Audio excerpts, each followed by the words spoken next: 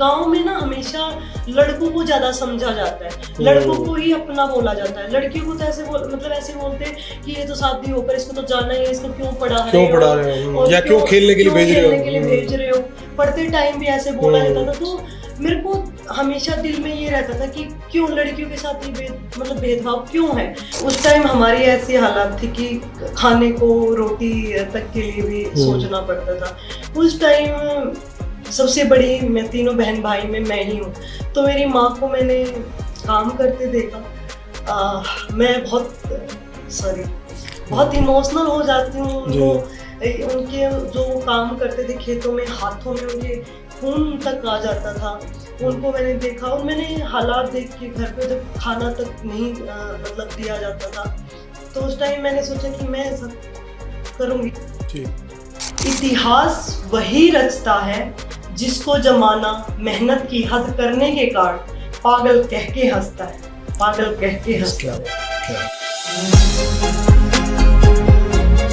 Welcome to the latest episode of and podcast of चाय के साथ दिल की बात।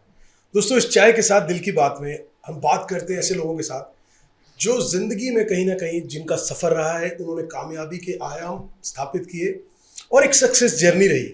संघर्ष से लेकर उस सक्सेस तक की जो दास्तान रही वो आप लोगों के साथ साझा करते हैं और कोशिश करते हैं कि उनकी वो जर्नी आपको, हम सबके दिलों को छू सके और कहीं ना कहीं आपकी और हमारी जिंदगी को प्रेरित कर सके। हम भी अपने जो सपने पूरे करना चाहते हैं, आप भी आपके सपनों को पूरा करने में वो मदद कर सके, कहीं ना कहीं उनकी जर्नी। दोस्तों, हम बात करते हैं कि हिंदुस्तान जो है, हिंदुस्तान का जो दिल है वो गांव में बसता है, वो गांव देहात में बसता है। और गांव देहात से निकलकर जब हिंदुस्तान की एक लड़की गांव से निकलकर देश के साथ साथ अंतर्राष्ट्रीय लेवल पर जाकर देश का नाम रोशन करती है और देश का तिरंगा झंडा लहराती है, तो सीना जो है फख्र से चौड़ा हो जाता है। जी हाँ दोस्तों, और तब एक ही बात याद आती है, मारी छोरियां छोरों से कम है के। ये बात आज हिंदुस्तान की हर लड़की, छोटे से लेकर बड़े घर की लड़की, पूरे दुनिया भर के अंदर इस बात को सार्थक और साबित करते हुए दिखा रहे हैं कि हमारे हिंदुस्तान की लड़कियां केवल देश में नहीं, अंतर्राष्ट्रीय लेवल पर जाकर भी देश के साथ साथ विदेशों में भी हमारे देश का नाम रोशन कर सकती है। ऐसे ही हरियाणा के एक छोटे से गांव से निकली, घिराए गांव से निकली एक लड़की, एक साधारण किसान और मध्यम वर्गीय परिवार से निकली लड़की, जब अपने सपनों को पूरा करने के लिए उन गांव की बेड़ियों को, उन शहर की बेड़ियों को पार करते हुए अपने सपनों को जीने के लिए, अपने सपनों को पाने के लिए जब उस गांव से निकलती है, तो कोई नहीं जानता था कि एक दिन वो दुश्मनों के छक्के छुड़ा देगी। और छक्के कैसे छुड़ाएगी? अपने हाथों से, अपने इन मुक्कों के साथ। जी हाँ, आज वो लड़की, वो एक गांव से निकली हुई साधारण लड़की किसी परिचय की मोहताज नहीं है। हिंदुस्तान के साथ पूरे विश्व भर में उनका नाम और तिरंगे का मान वो दिन रात पूरे विश्व भर में फहरा रही हैं और उस मान को बढ़ा रही हैं। बॉक्सिंग के काम में, बॉक्सिंग के खेल के अंदर उन्होंने पदार्पण किया, जबकि उनका पहला शौक और पहला प्यार कबड्डी था। हालांकि कबड्डी उनके परिवार में थी, परिवार के अंदर खेली जाती थी, लेकिन क्या ऐसी चीज़ थी कि जिसने उस लड़की को कबड्डी से बॉक्सिंग की तरफ प्रेरित किया, इस आज के पॉडकास्ट में जानने की कोशिश करेंगे। और एक आम साधारण सी लड़की किस तरह से वर्ल्ड चैंपियन बॉक्सर बनी, आज इस पूरी जर्नी के अंदर, इस पूरे पॉडकास्ट के अंदर हम जानने की कोशिश करेंगे। With huge round of respect and with proudly we would like to welcome the Sweety Boora. Sweety जी, बहुत बहुत स्वागत है चाय के साथ दिल की बात में। थैंक यू दीपक जी, और स्पेशली फॉर चाय। और ये टपरी वाली चाय के लिए। बिल्कुल, टपरी वाली में जो स्वाद है वो दूसरी में है। स्वीटी जी, मतलब स्ट्रेट फ्रॉम द हार्ट, आप एक गांव से निकली और गांव में अंदर कहते हैं कि अगर हम शाम को चले या सुबह का टाइम देखें तो गांव बुजुर्ग में चौपाल पे या गली के नुक्कड़ पे आपको चाय पीते हैं, हुक्का गुड़गुड़ाते हुए मिल जाएंगे। एक गांव से निकली हुई लड़की, एक आम लड़की, इतने बड़े सपने और उन सपनों को पूरा करने के लिए इतनी अपनी प्रतिबद्धता, इतनी कमिटमेंट कि आज विश्व लेवल पे वर्ल्ड चैंपियन, एशियन चैंपियनशिप जीतने के बाद वर्ल्ड चैंपियन बनना, ये सफ़र कैसा रहा? हमारे सारे व्यूअर जानना चाहते हैं कि स्वीटी बुरा कैसे बनी, वो जर्नी गांव से लेके अंतर्राष्ट्रीय लेवल तक जाने की हमारे व्यूअर्स के साथ शेयर कीजिएगा। देखिए, जो मैं सपनों की बात करती हूँ, मेरा ये मानना है, मैं बचपन से मैं बहुत ज़्यादा बिलीव करती हूँ भगवान में, मैं माता रानी को बहुत मानती हूँ। और मेरा ये मानना है कि जो भी इंसान सोच सकता है ना, हर चीज वो पा सकता है, वो चाहे कुछ भी हो। तो असंभव इस दुनिया में कुछ भी नहीं है। और जहां तक मैं जर्नी की बात करती हूँ, जर्नी बहुत मुश्किलों भरी रही। जब मैंने स्टार्ट किया था काफी विरोध हुआ मेरा, क्योंकि मैं एक गांव से बिलोंग करती थी और फैमिली में जैसे कि लड़कियों को बाहर भेजा नहीं जाता था, कि भेज देते सुबह मतलब पढ़ने के लिए, और तो शाम गए, दोपहर में आ गए, शाम को आ गए, दोपहर तक आ गए, तो ऐसे ही रहता था। लेकिन बाहर ऐसे जाना अलाउड नहीं था इतना लड़कियों को। गांव में आपको पता है कि कैसी सोच होती थी उस टाइम। 2009 की बात मैं कर रही हूँ, क्योंकि अभी जैसे 2013 के बाद काफी जब से एंड्रॉइड फोन्स आए उसके बाद जमाना और सोशल मीडिया का थोड़ा सा ट्रेंड ज्यादा हुआ जी, उसके बाद बहुत चेंज हो गया। इवन जब मैंने स्टार्ट किया था तो मतलब मेरे कुछ ऐसे रिश्तेदार भी थे जिन्होंने मेरे माँ बाप से बोलना भी बंद कर दिया था। वो हालांकि मुझे अपने दुख बताना बिल्कुल अच्छा नहीं लगता है। आप देखोगे कि मैं ज्यादातर अपने जो हमने सब लोगों ने बड़ी हंसमुख स्वीटी बुरा को देखा है हमेशा से। जी बिल्कुल जी। लेकिन ऐसा नहीं, मेरी जिंदगी में मेरे को जितने दुख मिले मैंने उसको ना बताकर उसको अपनी पावर में कन्वर्ट किया, क्योंकि मेरा ये मेरे लिए मेरे दुख मेरा फ्यूल का काम करते हैं। अगर मेरे को कोई जितना सताएगा, जितना टेस्ट करेगा उस मामले में, मैं उसको उससे बेटर करके दिखाऊंगी। क्या बात। और यही मेरी काबिलियत मैं बोल सकती हूँ, और एक मेरी पावर बोल सकती हूँ कि जितना लोग मुझे उल्टा बोलते हैं मैं उसका उल्टा बहुत अच्छा करके दिखाती हूँ। और इसी कारण मैं गेम में भी मैंने बहुत अच्छा किया, क्योंकि जब मैंने स्टार्ट किया था तो बोलते थे कि लड़की है भाई, लड़की को गेम करवाओगे तो क्या कर लेगी, मतलब किसी के साथ भाग जाएगी वगैरह वगैरह ऐसी चीजें। इवन मुझे इतनी नॉलेज भी नहीं थी उस टाइम कि मुझे लड़का लड़की के बारे में इतना, क्योंकि मेरे घर में मेरे को इतना ज्यादा लड़का लड़की में भेदभाव मेरी माँ ने कभी किया नहीं। और मैं बाहर भी इतना ज्यादा नहीं रहती थी, स्कूल जाती और स्कूल से डायरेक्ट घर आती थी। और जब मैंने गेम स्टार्ट करने की बात की तो मेरे को बोला गया कि जो बहुत ज्यादा क्रिटिसाइज किया गया। और इवन जैसे मैं ट्रायल देने के बाद जो मेरे रिश्तेदारों ने बोला कि इसको मत भेजना, अगर तुम लोगों ने भेज दिया, क्योंकि उस टाइम जब मैंने गेम करना स्टार्ट किया था ये सोचा था कि मैं इतना ज्यादा नाम कमाऊंगी, जैसे लोगों की बातें सुन के ये होता था कि नेगेटिव बोलते थे कि लड़की को क्यों भेज रहे हो, स्पोर्ट्स में क्यों डाल रहे हो। और मतलब गांव में ना हमेशा लड़कों को ज्यादा समझा जाता है, लड़कों को ही अपना बोला जाता है, लड़कियों को तो ऐसे ऐसे बोलते हैं कि ये तो शादी होकर इसको तो जाना ही है, इसको क्यों पढ़ा रहे हो या क्यों खेलने के लिए भेज रहे हो। पढ़ते टाइम भी ऐसे बोला जाता था। तो मेरे को हमेशा दिल में ये रहता था कि क्यों लड़कियों के साथ ये भेदभाव क्यों है, और मैं ऐसा कुछ करके दिखाऊंगी लड़कों से भी ज्यादा कि लोगों को इतना प्राउड फील हो कि हाँ लड़कियां भी बहुत कर सकती है। और देखो मतलब मैंने किया है तो मेरे गांव में और लड़कियों को भी वो चीज करने को मिलेगी, खेलने को मिलेगा। तो उस वजह से मैंने मतलब जो मेरे साथ हुआ उन चीजों को मोटिवेशन के उससे लिया। और मैं दीपक जी आप यकीन नहीं करोगे, मैं जुते हुए खेतों में काम करती थी, पाँव इतना धस जाते थे, हम बोलते थे कि बाण बोलते हैं हम अपने हरियाणा में, बाण वाले किला में अपने जो यूनिवर्सिटी थी HAU उसमें स्प्रिंट लगा करते, इवन फुटबॉल का मैच भी खेला करते ना, तो हम इतने अपने पाँव चले जाया करते उसमें खेला करते हैं। तो इतनी मेहनत की मैंने, इतनी कि खून की उल्टियां भी आ जाती थी, लेकिन फिर भी मेरे दिमाग में ना उन लोगों की बातें कभी खत्म नहीं होती थी जो ये मतलब कि लड़की है कि वहां जाएगी तो बिगड़ जाएगी, लड़की है क्यों भेज रहे हो, लड़कियों को तो अगले घर जाना है, उनकी उल्टियां तक आ जाती थी। लेकिन उन लोगों की बातें मेरे दिमाग में घूमती रहती थी, उन लोगों के ताने मेरे दिमाग में घूमते रहते थे। तो मैं दोबारा फिर प्रैक्टिस करने लग जाती थी। तो मुझे मतलब मैं फिजिकली से ज्यादा मेंटली बहुत ज्यादा स्ट्रॉन्ग रही हूँ, तो उसी वजह से मैं शायद इस मुकाम तक पहुंची हूँ। मुझे ऐसे लगता है कि आप फिजिकली कहीं ना कहीं कभी ना कभी वीक हो सकते हो, लेकिन आप हारते जब आप मेंटली वीक हो जाते हो, जब आप हार मान लेते हो। मैंने जिंदगी में कभी दिमाग से दिल से हार नहीं मानी, और शायद उसी वजह से मैं आज इस मुकाम पर हूँ। और मेरा गेम स्टार्ट करने का ये था कि मैं एक अच्छी फैमिली से बिलोंग करती हूँ हालांकि, लेकिन कुछ मेरे पापा जी कभी शराब पी लेते थे, तो उस वजह से मेरे दादाजी ने हमें अलग कर दिया था कि मेरे पापा को सबक सिखाने के लिए कि ये सुधर जाएगा। तो उस वजह से मतलब हमें कुछ नहीं दिया गया था, मतलब उनको ऐसे लगा कि बच्चों के ऐसे हालात देखकर ये खुद कुछ मतलब सुधार कर लेंगे, सुधार में आ जाएंगे। तो उस टाइम हमारी ऐसी हालात थी कि खाने को रोटी तक के लिए भी सोचना पड़ता था। उस टाइम सबसे बड़ी मैं तीनों बहन भाई में मैं ही हूँ, तो मेरी माँ को मैंने काम करते देखा। मैं बहुत इमोशनल हो जाती हूँ उनके जो वो काम करते थे खेतों में, हाथों में उनके खून तक आ जाता था।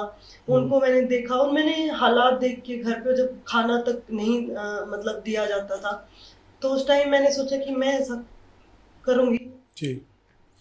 स्वीटी जी वी अंडरस्टैंड, मैं ऐसा करूंगी कि जी पूरे घर का मतलब मैं एक बेटा बनकर काम करूंगी। और आपने ना केवल स्वीटी जी, आपने ना केवल अपने घर का बेटा बना, आपने हजारों लाखों परिवारों के बेटियों को वो ताकत दी है जो परिवार के लिए और लोगों के लिए बेटा बन के अपने परिवार को संभाल सकें। बिल्कुल कोशिश जारी है और होप्स हो कि मैं जब मतलब मैं कभी भी हार मानने की सोचती तो मैं अपनी माँ की साइड देखती हूँ कि उस लेडी ने हमें बड़ा करने के लिए कितने दुख सहे और क्या क्या मतलब उसने कितना काम किया दिन रात, और वो चीज़ें याद करके अगर मेरा कभी आज हार मानने का मन भी करता है तो मैं कभी हार नहीं मानती हूँ। क्योंकि आप जैसे लोग बोलते हैं कि मेरा ये हीरो है वो हीरो है, मेरे लिए मेरी माँ मेरी हीरो है। उस टाइम क्या दीपक जी की इतना सोशल मीडिया का ज़माना नहीं होता था, तो उस टाइम किसी को देखकर मैंने गेम स्टार्ट नहीं किया। मेरी माँ की मैं बात करूं, इतना काम होने के बावजूद, सब कुछ करने के बावजूद अगर मैं उनकी थोड़ी हेल्प भी करवाती तो मेरी माँ हमेशा मेरे को बोलती कि तू पढ़ लिख के ना ऑफिसर बनना है तुझे, अगर तू पढ़ लिख कर ऑफिसर बन गई तो मेरी जैसी जिंदगी तुझे नहीं जीनी पड़ेगी। उस टाइम जैसे मैं अपनी माँ को देखती हूँ तो मेरे लिए सबसे बड़ी हीरो वही है मेरे लिए, क्योंकि उसने कभी हार नहीं मानी अपनी जिंदगी में। जब मेरे साथ कुछ भी होता है या मेरे को ऐसे लगता है कि बस अब मुझे छोड़ देना चाहिए, गिव अप कर देना चाहिए, तो मैं हमेशा अपनी माँ को याद करती हूँ कि उसने मेरे लिए कितना त्याग किए हैं यहाँ तक पहुँचाने के लिए। मैं यहाँ आई हूँ तो मैं हार नहीं मानूंगी, मुझे हार नहीं मानना है, मुझे वो करके दिखाना है। जो अगर मैंने हार मान ली, जिन लोगों ने मेरे लिए ये बोला था कि मैं ऐसे करूंगी वैसे करूंगी या मैं कुछ नहीं कर पाऊंगी, तो मतलब कुछ नहीं कर पाने वाले शब्द को सुनने के लिए मेरे कान बिल्कुल भी तैयार नहीं थे। इसलिए मैंने हद से ज्यादा इतनी मेहनत की, बहुत ज़्यादा मेहनत की, इतनी मेहनत की कि खून की उल्टियों ने भी मतलब कभी मेरे दिल में कभी ये सवाल भी नहीं आने दिया कि तू इतनी मेहनत क्यों कर रही है, थोड़ा रेस्ट कर ले। और इतनी मेहनत के बावजूद जैसे मैं लोग मुझे करता देखते, खिलाड़ी दूसरे देखते तो मेरे को ऐसे पागल बोलते कि इतनी मेहनत कर रही है ये, पागल है, इतनी मेहनत करके क्या ही मिल जाएगा, ऐसे थोड़ी ही ना होता है। और उस टाइम जैसे मेरे दिलो दिमाग में मैं थोड़ा कुछ लिख भी लेती हूँ, तो उस टाइम मेरे दिल दिमाग में एक मैंने कोट भी लिखी थी, वो मैं बोलना चाहूंगी, जो मैं अपने इंस्टाग्राम पर भी डाल देती हूँ, अपने सोशल मीडिया हैंडल पर, और मैंने बोलकर भी डाली है। मैं बोलना चाहूंगी, इतिहास वही रचता है जिसको जमाना मेहनत की हद करने के कारण पागल कह के हंसता है, पागल कह के हंसता है। ये मैंने उस टाइम लिखी थी। मैं 2009 में, हालांकि ये मेरा हिडन टैलेंट है, मैं बताती नहीं हूँ, मैं भजन लिखती थी। मैंने बताया कि मैं जब 10th क्लास में थी तो मैंने काफी भजन लिखे थे। मैं बताया कि मैं माता रानी को, तो ये आज चाय के साथ दिल की बात में मुझे लगता है कि आज आप जो हमारे दर्शक आपको देख सुन पा, कभी मैंने रिवील नहीं, तो आज इसीलिए हमने आपको चाय पिलाई है कि आज आपकी दिल की बातें निकलवा सके। जी। तो मेरा ये मानना है कि आपको कोई कुछ भी कहे, कितना भी कुछ भी कहे, बस आपको रुकना नहीं है। जो आपका फोकस है, जो आपका एम है ना, उस पर लगे रहो। एक ना एक दिन वो चीज आप पा लोगे। क्योंकि अगर आप चलते जाओगे, अगर साइड में अगर जवाब चल रहे हो, साइड में जवाब देने में लग जाओगे, तो आपको उस मंजिल तक पहुंचने में बहुत ज्यादा टाइम लग जाएगा। इसलिए किसी की नहीं सुननी। जैसे घोड़ा, अपने घोड़े को लगाते हैं ना, वो दोनों तरफ उसके लगाया था ताकि वो सीधा देख सके, सीधा देख सके। तो अपनी आंखों पे और अपने कानों में रुई डाल के चलते रहो। किसी की मत सुनो, अपने दिल की सुनो और उस पर बिलीव करो और अपने कर्मों में बिलीव करो। आपको कोई भी नहीं रोक सकता, क्योंकि आपकी मेहनत, ये कुदरत है, ये कुदरत आपको आपकी मेहनत देती है। देखो जैसे ना धरती में अगर हम बीज डालते ना, वो उगता ही है, उसी तरह हमारी मेहनत का फल भी उगता ही है, आता ही है, मिलेगा ही मिलेगा। और ये कुदरत है, ये कुदरत है, आपको मिलेगा ही मिलेगा। तो आप बस कर्म करते जाइए। मेरा बस यही फंडा रहा और मैं कर्म करती गई। और आप देखिए कि बहुत सारे उतार चढ़ाव है। और मेरे साथ मतलब जैसे हर मेडल के पीछे भी एक बहुत बड़ी बड़ी स्टोरी है मेरे पास। मैंने कितने मेडल जीते हैं, हर मेडल के पीछे मेरी स्टोरी है कि आप, मैं सुबह से लेकर शाम हो जाएगी अगर मैं आपको एक एक चीज ब्रीफ में बताऊंगी। बस मैं इतना कहना चाहूंगी कि जिंदगी में मैंने इतने दुख देखे हैं ना, इतने दुख देखे हैं, और जितने मैंने दुख देखे ना, उससे आधे मेडल भी मुझे नहीं मिले। देखिए स्वीटी जी, मैं आपकी इन बातों से मैं एक बात तो ज़रूर कहना चाहूँगा कि जो आपने बात कही कि कोई भी कामयाब आदमी होता है उसके अंदर वो पागलपन ज़रूरी है, वो ज़िद ज़रूरी है। वो ज़िद और पागलपन ही है जिसने आज स्वीटी बुरा को द स्वीटी बुरा बनाया। और हज़ारों लाखों देश की जो बेटियां हैं जो आपकी तरह सपने पूरा करना चाहती हैं, और समाज, रिश्तेदार, बेड़ियां, परिवार जो उनको, उन बेड़ियों को बांधता है, उनको रोकता है। आप जैसी बहनें, बेटियां ही हैं जो देश को गौरवान्वित करती हैं और हज़ारों लाखों लड़कियों को प्रेरित करती हैं कि अपने सपनों को पाने के लिए दिन रात मेहनत कीजिए। एक ही ज़िंदगी मिली है और पूरे जुनून की हद तक जाके कीजिए।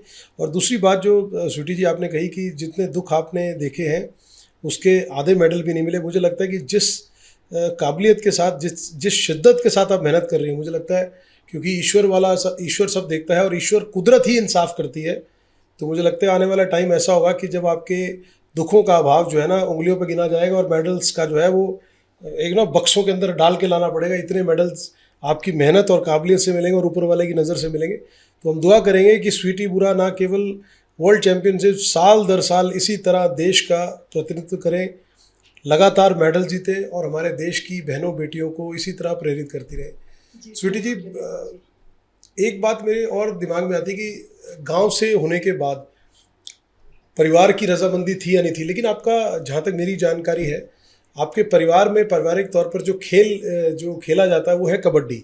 और शायद शुरुआती समय में कुछ सालों में आपने भी कबड्डी शौकिया तौर पर खेली और फिर आप उसको मतलब काफ़ी साल तक खेले। लेकिन जहाँ पर आपके परिवार में कबड्डी को ज़्यादा तवज्जो दी जाती थी, और हरियाणा के अंदर क्योंकि कबड्डी और ये कुछ खेल ऐसे हैं, चाहे वो कुश्ती है, कबड्डी है, जो आमतौर पर ज़्यादा खेले जाते हैं, तो कबड्डी से ये बॉक्सिंग के अंदर जो आपके मन में ये जो चेंज हुआ कि किस तरह से आपके मन में ये फैसला लिया और ये कब डिसाइड किया आपने कि मुझे अब कबड्डी की तरफ, मतलब एज अ करियर मुझे कबड्डी में नहीं जाना है और मुझे बॉक्सिंग को अपनाना है?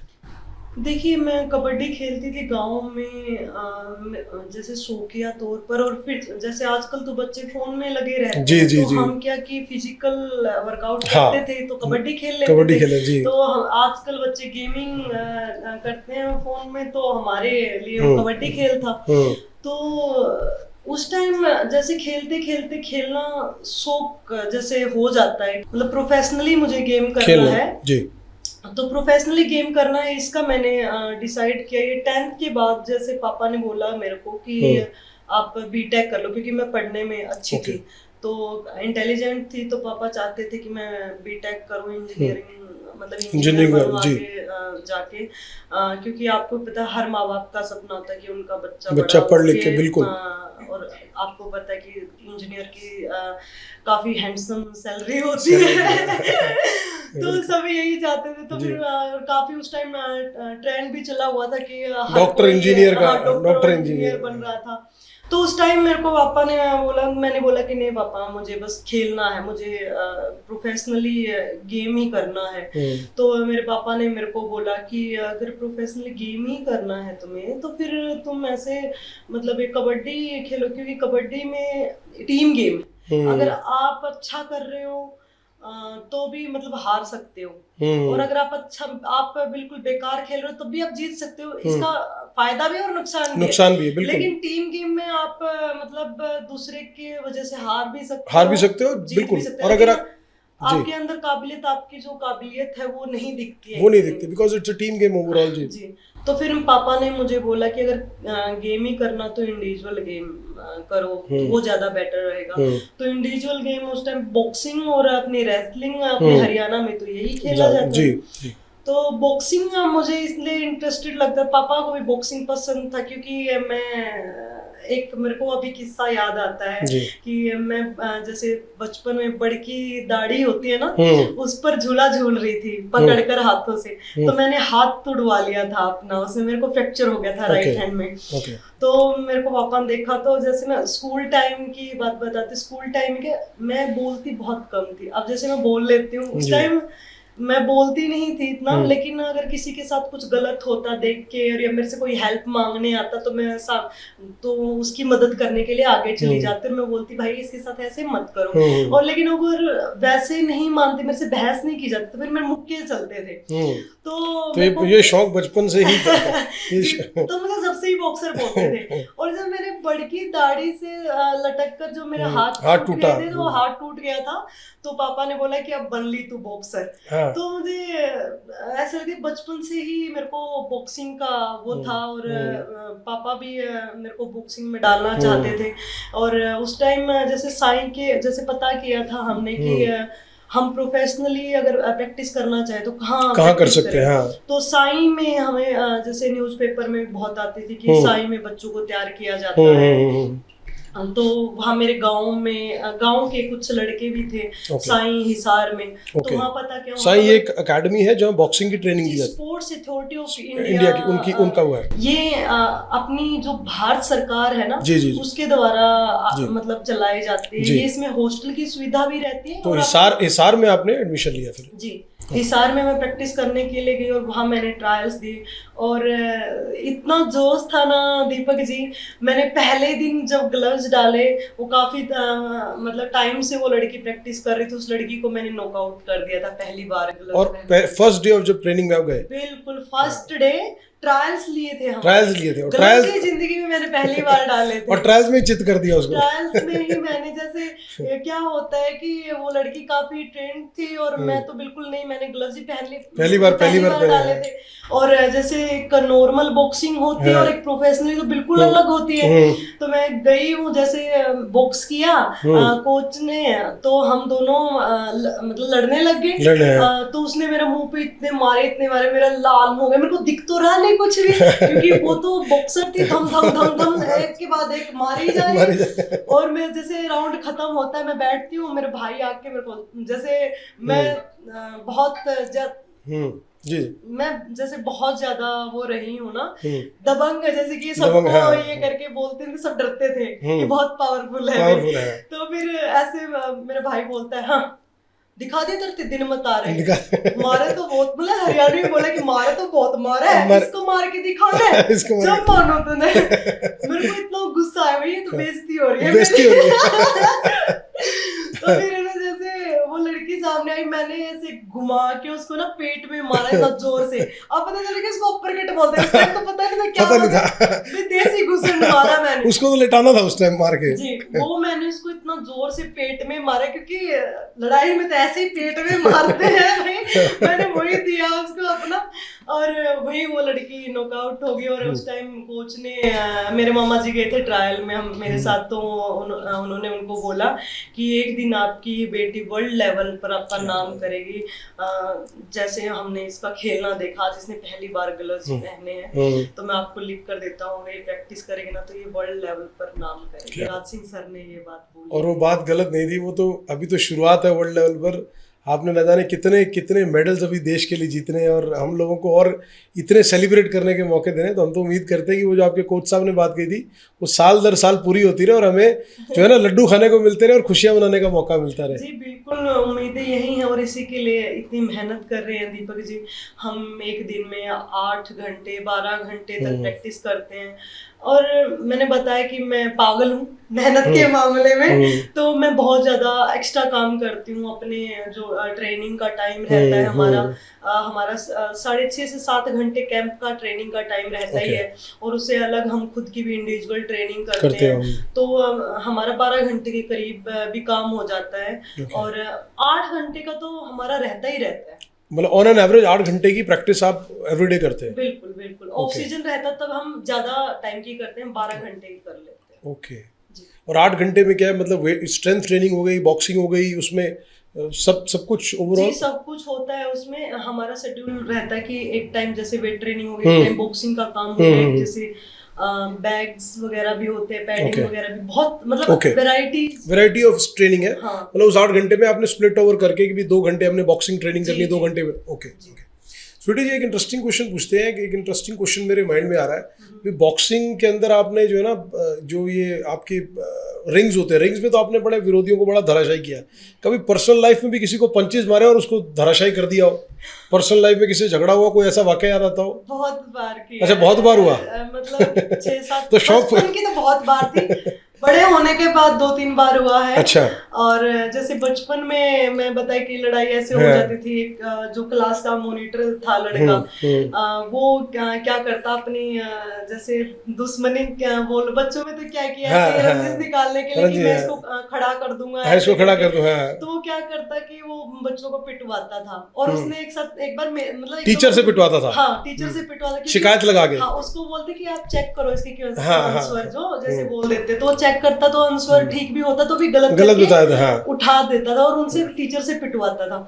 तो मेरे साथ भी उसने ऐसे किया 2-3 बार। तो मैंने उसको जैसे स्कूल के बाद की मैं बोली, भाई तू ऐसे क्यों करता है, भाई तेरे को क्या ही प्रॉब्लम है, तू बता दे, तो मतलब ऐसे मत कर, मैं तो ऐसे ही करूंगा। उसने मेरे को ऐसे करके धक्का मारा और फिर मैं जैसे गिरी ना, उसको साथ में लेके ऐसे गिरे हम, और जैसे लड़ते लड़ते ना मेरी एक उंगली उसके यहाँ चली जाती है मुंह में, जैसे वो काटने के लिए मुंह खोलता है, मेरी की उंगली चली जाती है। मैंने उसका गाल यहाँ तक फाड़ दिया था एक उंगली से। उसकी माँ मुझे अब तक ताने देती है कि मेरे बेटे का मुंह खराब कर दिया। हाँ, वो बहुत स्टीचिंग आए तो उसको वो निशान थे उसके। उसको पता नहीं था ना कि वर्ल्ड चैंपियन बॉक्सर बनना है, नहीं तो वो आपको शिकायत नहीं लगाता, वो आपकी बचपन में भी शिकायत नहीं लगाता। तो बहुत बार ऐसे हो जाता ना।